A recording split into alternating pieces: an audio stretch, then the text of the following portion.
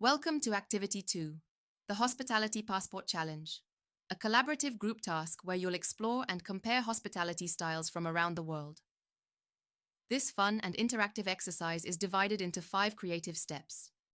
Each group gets one of the following countries: Italy, Japan, Germany, Mexico, or Finland. Take an A4 paper and brainstorm what you already know about hospitality in that country. How do they greet guests? Are there any rituals or customs? Is it formal or informal? Also note where your knowledge comes from: travel, media, or personal connections. Now take 7 to 8 minutes to research the top 10 ways your country shows hospitality. Include greetings and gestures, food traditions, etiquette, gift giving.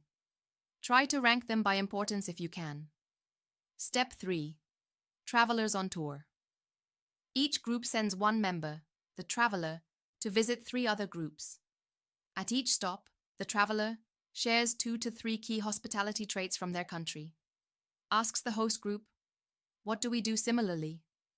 What do you do differently?" Hosts should respond clearly, with examples and explanations. This dialogue builds understanding through comparison. Step 4.